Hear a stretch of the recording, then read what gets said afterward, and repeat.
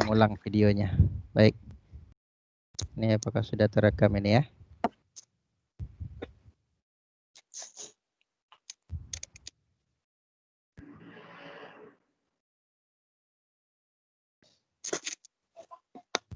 Ntar Bapak cek dulu berapa orang yang sudah hadir dan 44 alhamdulillah. Oke, kita kembali ke materi. Sudah siap mendengarkan materi? Enggak, Pak. Sudah ya? Baik, nanti ketika Bapak dalam menjelaskan ini, misalnya kamu ada suatu hal yang pengen kamu tanyakan atau kamu masih ragu, belum paham misalkan, silakan kamu langsung bertanya dengan cara menghidupkan mic-nya terlebih dahulu, langsung bertanya. Nah, ketika Bapak menjelaskan, sebaiknya mic-nya dimatikan saja ya. Sepakat ya? Ya, yang masih menghidupkan mic-nya, silakan dimatikan dulu. Baik, di awal semester 2 ini, kita kemarin sudah 2 kali pertemuan mempelajari tentang iman kepada malaikat-malaikat Allah. Kalau di minggu yang lalu materinya berjudul ingin meneladani malaikat-malaikat Allah. Tetapi di sini di bab 7 mungkin materinya itu lebih fokus kepada iman kepada malaikat-malaikat Allah. Baik, kita lanjut. Nah, ini peta konsepnya yang akan kita pelajari nanti. Judulnya iman kepada malaikat. Akan kita bahas terlebih dahulu pengertian. Terus pengertian ini karena ini adalah iman dan malaikat dan iman kepada malaikat, kita akan membahas satu persatu apa itu iman, apa itu malaikat, dan bagaimana beriman kepada malaikat itu. Kemudian juga kita akan bahas tentang tugas malaikat, sifat malaikat, dan perbedaan malaikat dengan makhluk gaib lain. Terakhir hikmahnya. Baik, kita lanjut. Nah, ini kita akan masuk terlebih dahulu kepada pengertian iman kepada malaikat-malaikat Allah. Nah, kita lihat dulu. Apakah itu iman? Iman secara bahasa itu mempunyai arti percaya atau yakin. Ya, percaya atau yakin. Orang yang beriman haruslah menumbuhkan rasa percaya. Gimana? Saya dengar suara Bapak dengan jelas ya. Ya. Ya. Iman secara bahasa itu artinya percaya atau yakin. Nah, percaya atau keyakinan yang dimaksud bukan sekedar percayanya kepada kita kepada sesuatu yang bisa dibuktikan dengan panca indera, ya. Tetapi iman, percaya atau yakin di sini haruslah betul-betul muncul dari dalam hati kita. Kalau keyakinan ini belum muncul dari dalam hati, maka itu belum dikatakan iman. Nah, kemudian apakah iman itu secara istilah? Nah, para ulama mengatakan iman itu adalah mengikrarkan di dalam hati, diucapkan dengan lisan, dan diamalkan dengan anggota badan. Ya, orang yang beriman tidak hanya bisa dikatakan beriman kalau dia hanya mengikrarkan dalam hati saja. Tetapi ikrar dalam hati harus diwujudkan dengan ucapan dengan lisan, ucapkan dengan kata-kata seperti kita mengucapkan aku beriman Tuhanku adalah Allah. Itu adalah ucapan. Nah, kalau kita sudah mengucapkan itu, kalau kita dalam bersahadat, maka kita baca asyhadu alla ilaha illallah. Berarti kita mengucapkan keimanan kita kepada Allah. Nah, orang yang beriman tidak cukup dengan itu saja, tetapi keimanan kita harus juga dibuktikan dengan amal perbuatan. Makin tinggi iman seseorang, maka makin tinggi juga, maksimal juga amal ibadahnya. Orang yang hanya mengucapkan saya beriman, tetapi tidak dibuktikan dengan amal, maka imannya belum dikatakan sempurna. Karena kesempurnaan iman seseorang itu haruslah terbukti dengan adanya amal ibadah. Baik, ini pengertian iman yang pertama. Bisa dipahami? Atau ada yang bertanya? Silakan. Paham ya? Baik. Paham, Pak. Ya, kita lanjut. Paham, Pak. Ya, Paham, baik. Pak. Paham. Kita lanjut. Sekarang pengertian malaikat. Apa itu malaikat?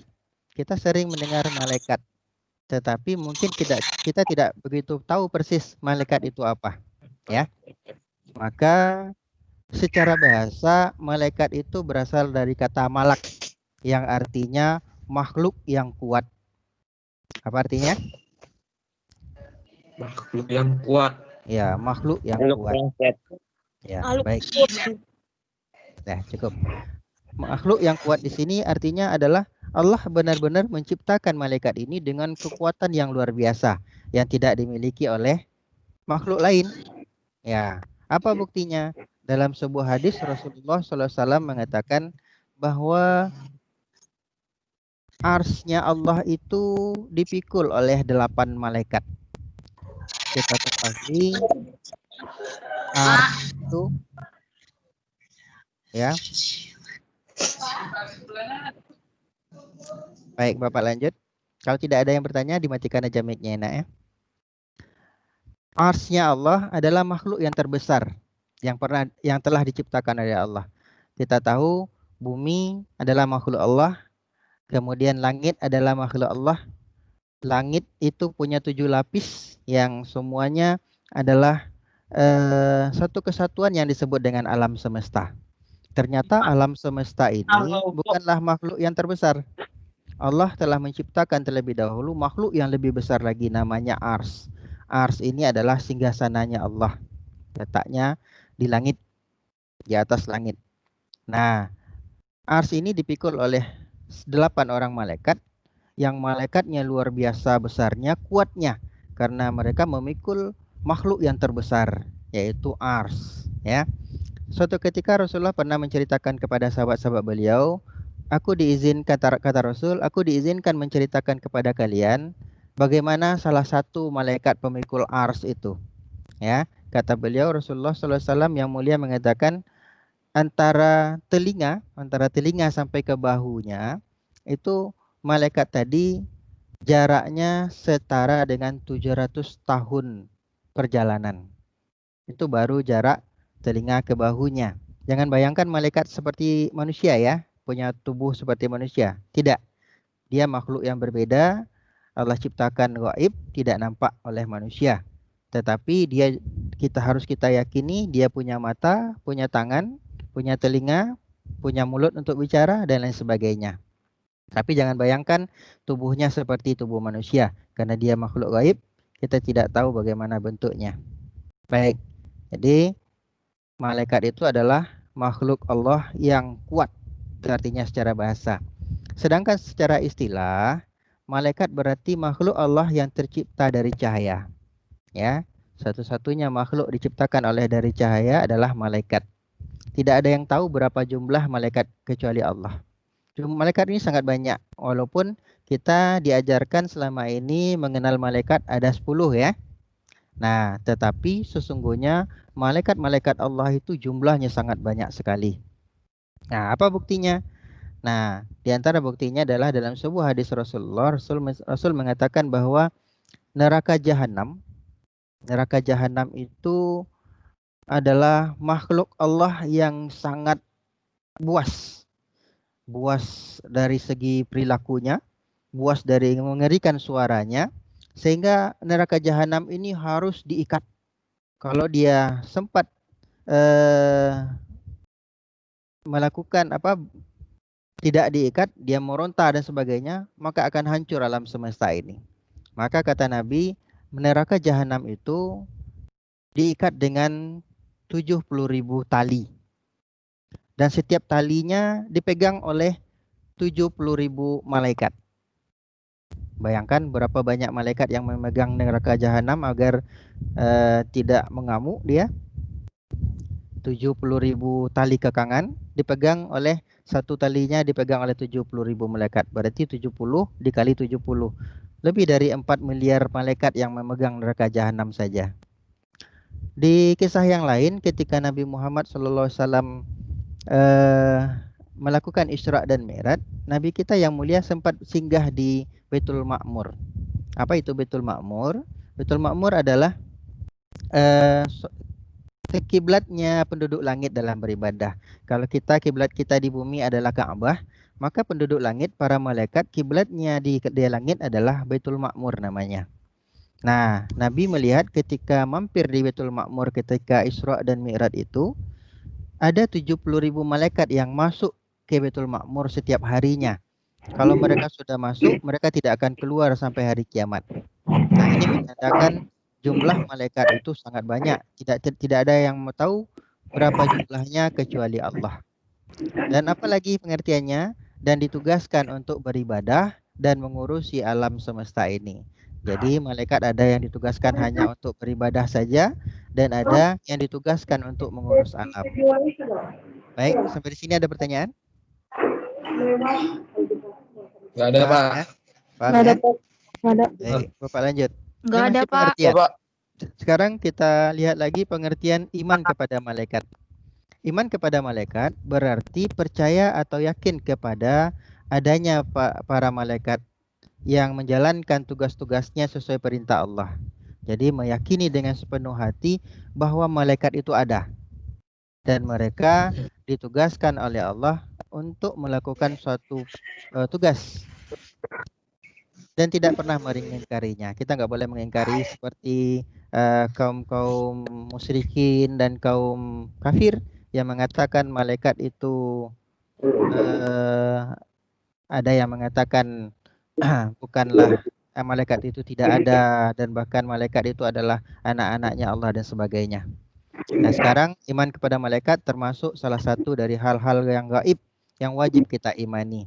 Karena beriman kepada yang gaib adalah termasuk dari ajaran agama kita. Baik, paham sampai di sini? Insya Allah, Pak, paham. Paham ya, kita lanjut. Nah, sekarang kita lanjut ke urgensi. Apa pentingnya beriman kepada malaikat? Ya, apa pentingnya beriman kepada malaikat? Yang pertama, iman kepada malaikat itu penting karena iman kepada malaikat merupakan rukun Islam. Rukun Islam ada berapa, Nak? Rukun iman ada berapa? Ada 6. Ada 6 ya. 6. Nah, salah satunya adalah beriman kepada malaikat, ya. Maka kalau kita tidak beriman kepada salah satunya, maka batal iman kita. Kita akan dihukumi kafir oleh Allah. Yang pertama beriman kepada Allah, beriman kepada malaikat, beriman kepada kitab, beriman kepada Rasul, beriman kepada hari akhir, dan beriman kepada qada dan qadar. Maka keenam-enamnya wajib kita imani, wajib kita percayai. Salah satunya kita nggak percaya, maka batal iman kita dihukum kafir. Ya, baik. Ini pentingnya beriman kepada malaikat ini. Yang pertama karena dia adalah rukun iman. Yang kedua, adanya penyimpangan berkaitan dengan iman kepada malaikat. Ya, ternyata ada penyimpangan terhadap iman pada malaikat ini yang perlu kita luruskan. Termasuk Bapak sampaikan ini, kenapa perlu Bapak luruskan? Karena jangan sampai kita termasuk orang-orang yang menyimpang dari cara beriman pada malaikat.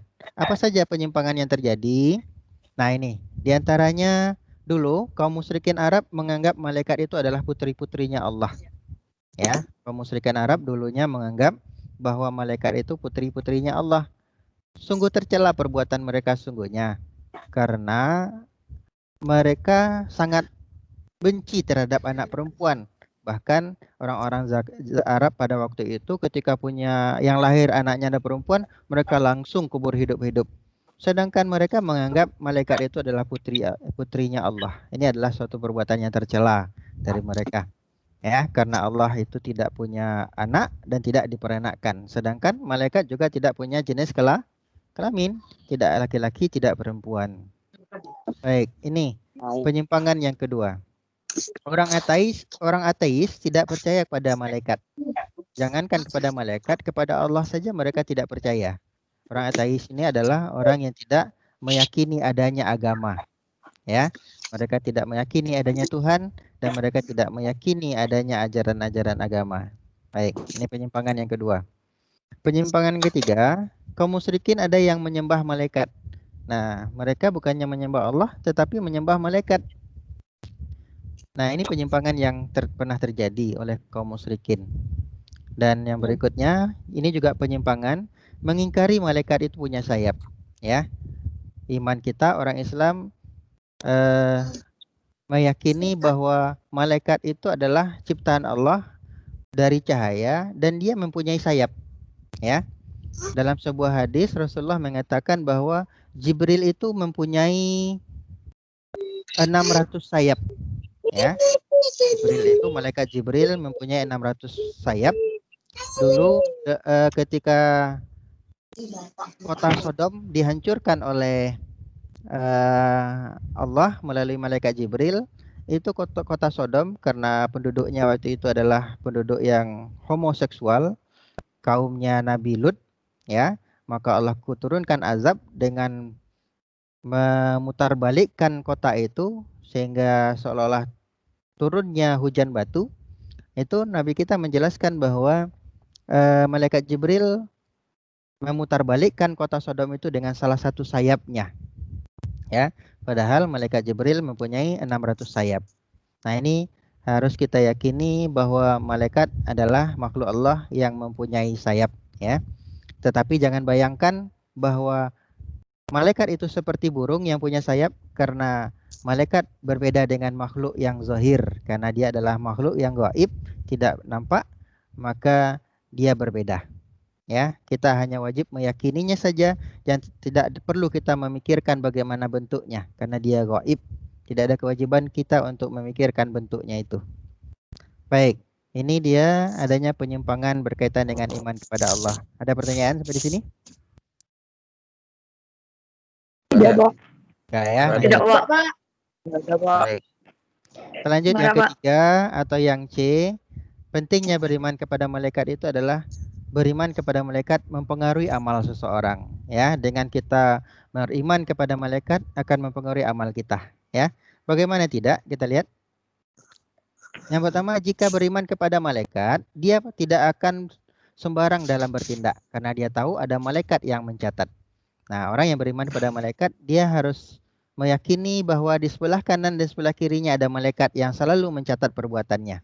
Nah, orang yang beriman pada malaikat selalu akan menjaga perbuatannya. Dia tidak akan sembarangan dalam berbuat, tidak sembarangan dalam berkata, tidak sembarangan dalam melihat sesuatu, tidak sembarangan menulis kata-kata di media sosial, karena semua akan dicatat oleh malaikat Raqib dan Atid.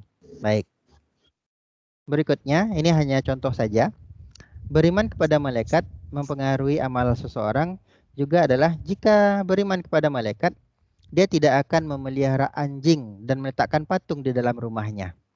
Kenapa? Karena dia tahu malaikat tidak akan masuk ke rumah yang ada patung dan anjing di rumah tersebut. Nah, ini orang yang beriman kepada malaikat harus hati-hati karena malaikat itu kita butuhkan masuk ke rumah kita. Karena ada malaikat-malaikat yang ditugaskan oleh Allah untuk membawa rahmat. Nah, ketika rumah kita nggak pernah dimasuki oleh malaikat rahmat, maka rahmat itu akan jauh dari diri kita dan rumah kita. Nah, kenapa penyebabnya malaikat tidak mau masuk? Di antaranya karena adanya anjing dan patung di dalam rumah. Maka orang yang beriman kepada malaikat tidak akan melakukan ini. Kalau begitu, kalau malaikat tidak masuk ke rumah kita karena adanya anjing dan patung, bagaimana dengan malaikat Raqib dan Atid? Apakah juga tidak masuk? Nah, kira-kira gimana?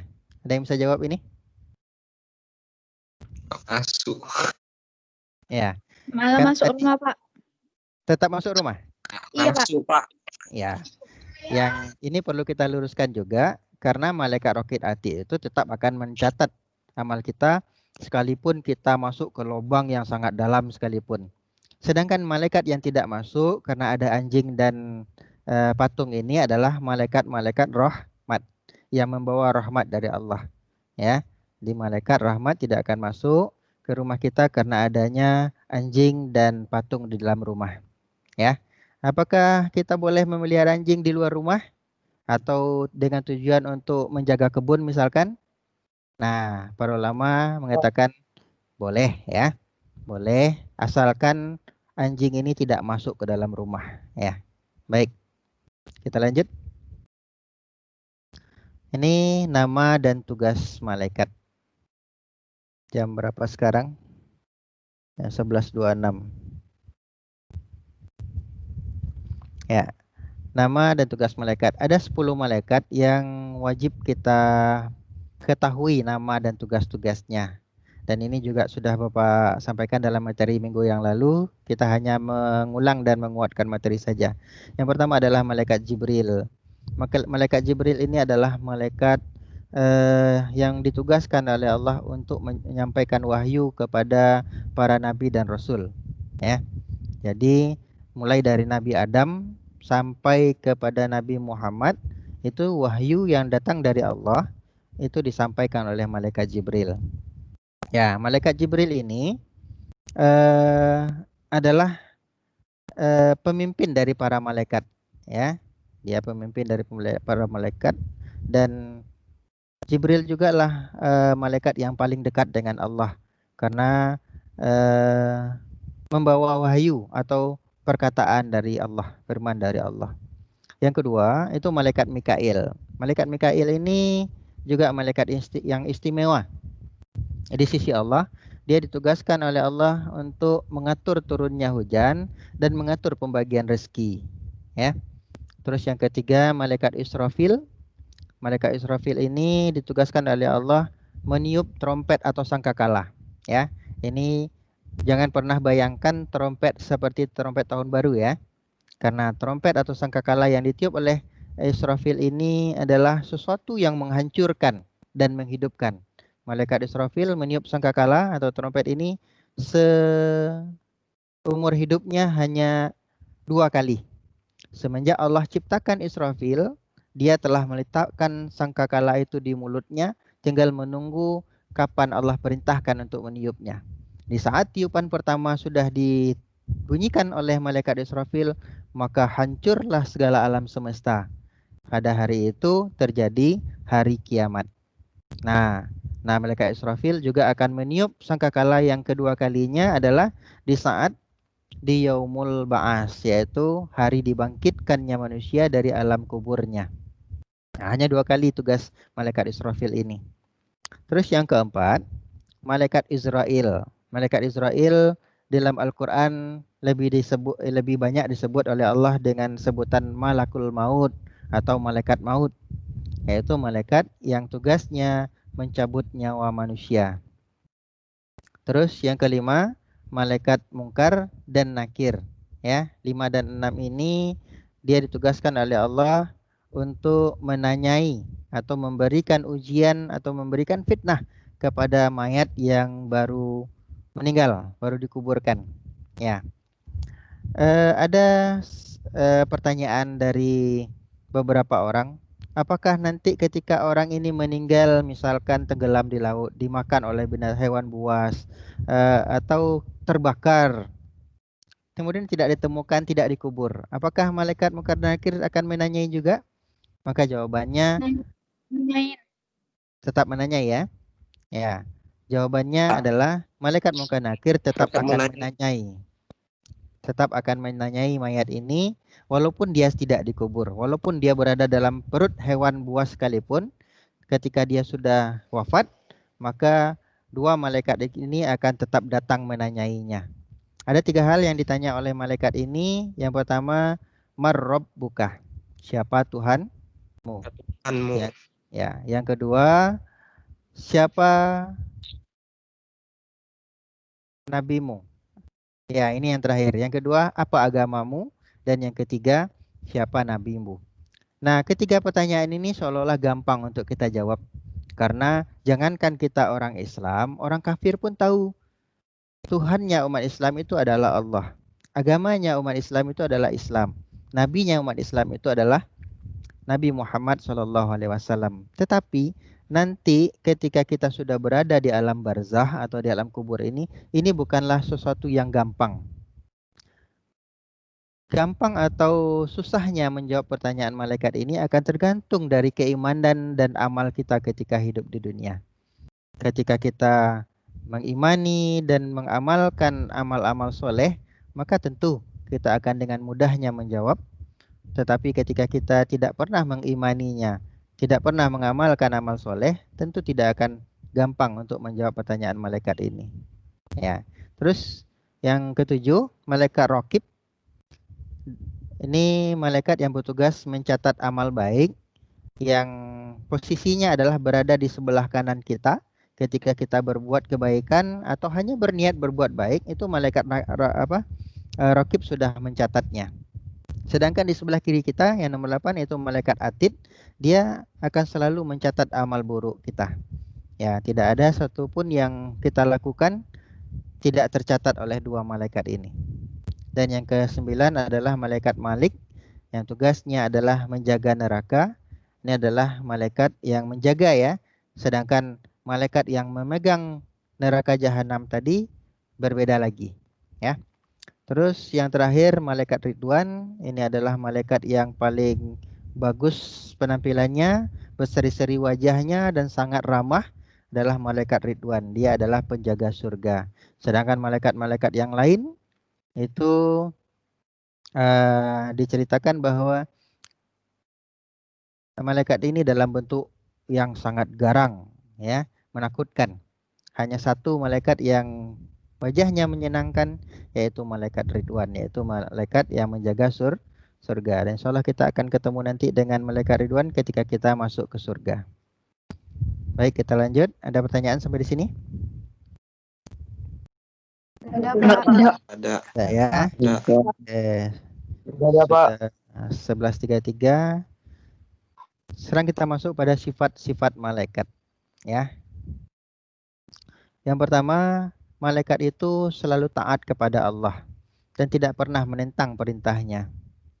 Berbeda dengan kita manusia, manusia ada yang taat, ada yang ingkar, ya. Begitu juga jin, jin ada yang taat dan ada juga yang ingkar. Sedangkan malaikat semuanya taat.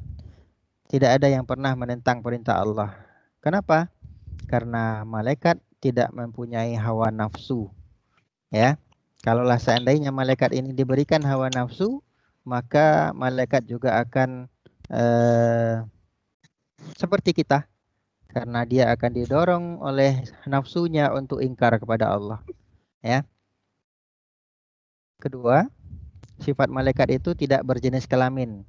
Jadi salah besar ketika ada orang mengatakan malaikat itu ada yang laki-laki, ada yang perempuan, seperti yang digambarkan oleh orang-orang kafir. Ada yang dikatakan malaikat oleh mereka itu ada laki-laki atau perempuan mempunyai sayap, kemudian di atas kepalanya ada lingkaran, gitu ya. Nah, ini di dalam Islam pemahaman yang keliru, karena malaikat itu tidak berjenis kelamin, tidak laki-laki, tidak perempuan. Terus yang ketiga, sifat malaikat itu tidak mempunyai nafsu. Karena dia tidak punya nafsu, dia tidak butuh makan, tidak butuh minum, tidak butuh tidur. Bahkan dia tidak butuh punya pasangan. Terus yang keempat, sifat malaikat itu selalu bertasbih dan beribadah kepada Allah. Ketika salah seorang malaikat diperintahkan oleh Allah bertasbih, maka semenjak dia diciptakan sampai di hari-hari kiamat nanti, dia akan selalu bertasbih kepada Allah tanpa henti. Terus yang kelima, sifat malaikat ini dapat menjelma ke dalam berbagai bentuk sesuai kehendak Allah, ya. Jadi malaikat bisa berubah bentuk, dan malaikat yang diperbolehkan oleh Allah memperlihatkan wujudnya diantaranya adalah malaikat Jibril. Ketika bertemu dengan Nabi Muhammad, malaikat Jibril ini 2 kali dalam bentuk aslinya. Pertama, ketika Nabi Muhammad menerima wahyu di Gua Hira, itu Nabi Muhammad melihat Jibril dalam bentuk aslinya. Yang kedua adalah ketika Isra dan Mi'raj di Sidratul Muntaha, Nabi Muhammad juga melihat Jibril dalam bentuk aslinya. Ya, bagaimana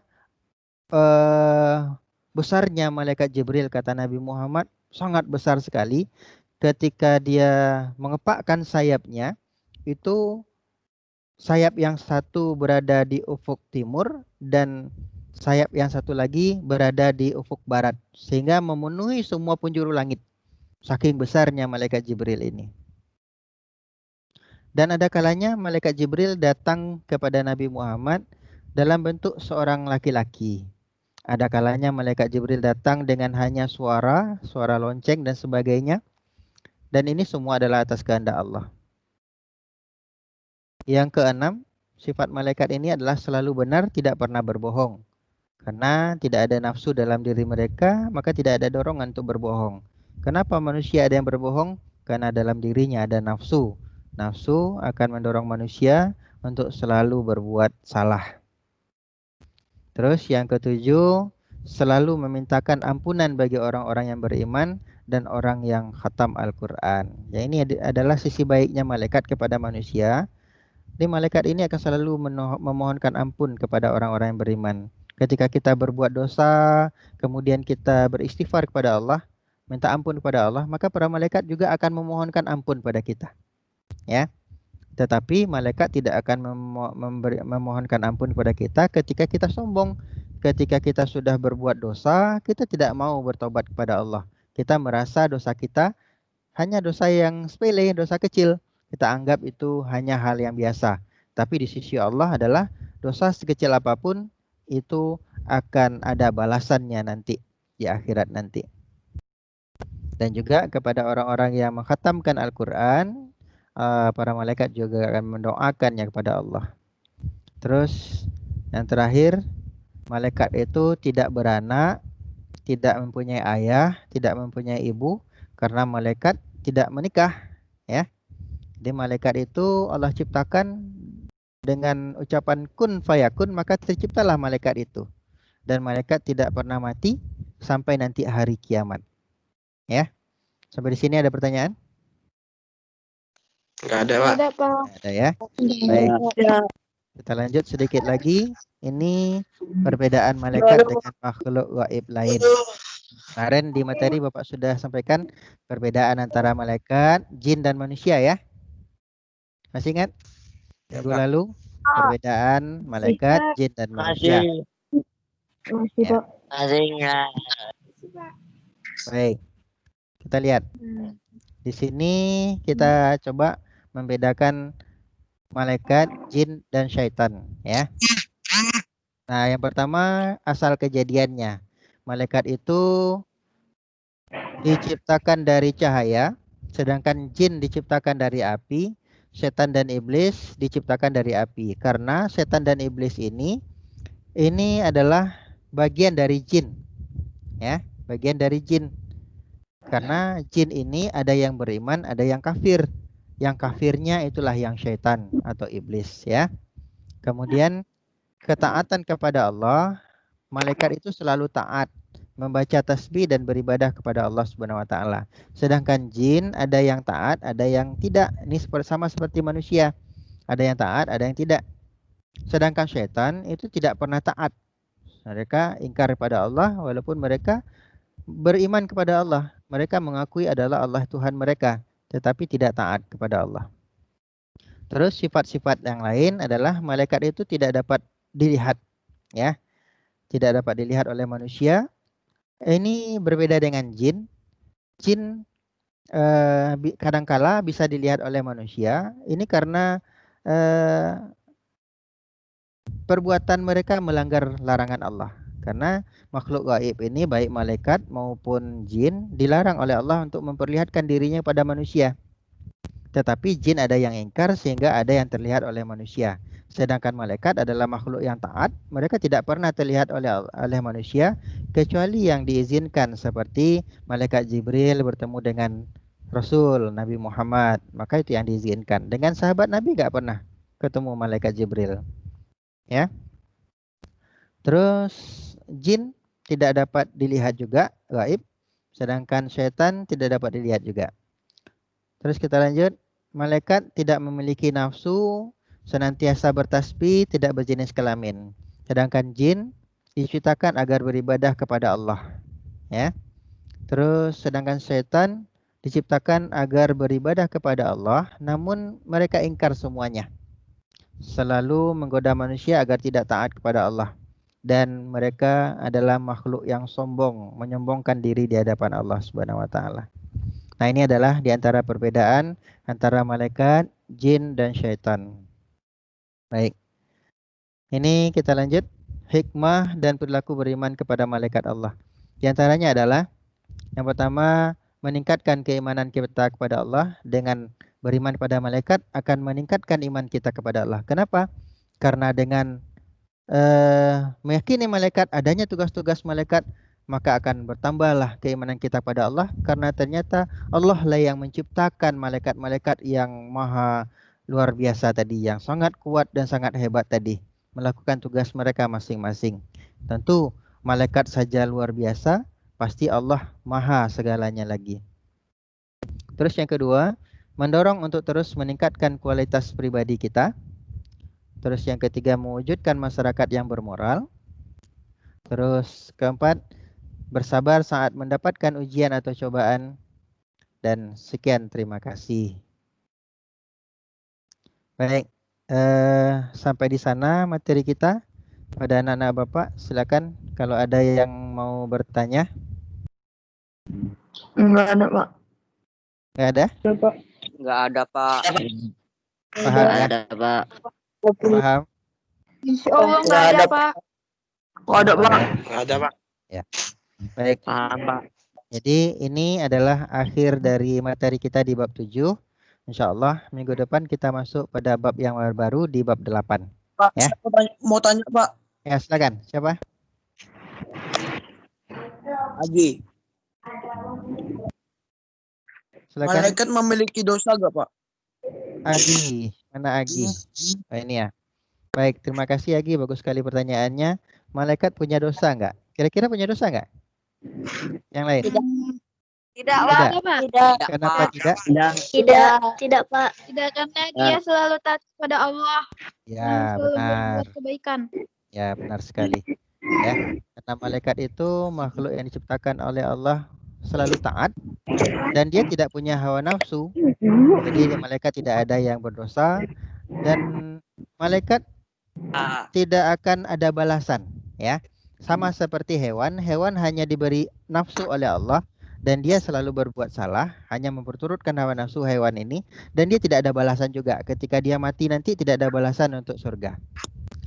Berbeda dengan malaikat, malaikat selalu taat, ya, dan dia juga tidak akan ada balasan maka dia masuk surga atau tidak.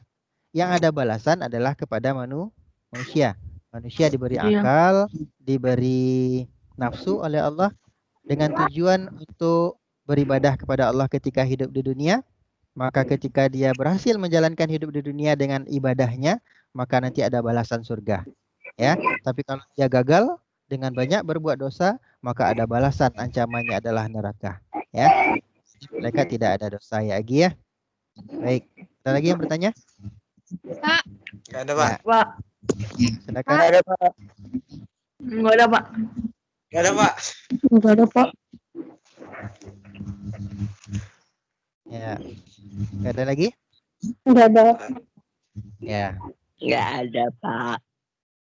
baik. Kalau sudah tidak ada, kita cukupkan pertemuan ini dengan mengucapkan Alhamdulillahirabbil alamin. Ya, semoga ilmu yang kita pelajari ini adalah ilmu yang bermanfaat, menambahkan keimanan kita kepada Allah dan termasuk pada malaikat, ya, dan bisa meningkatkan amal ibadah kita, ya.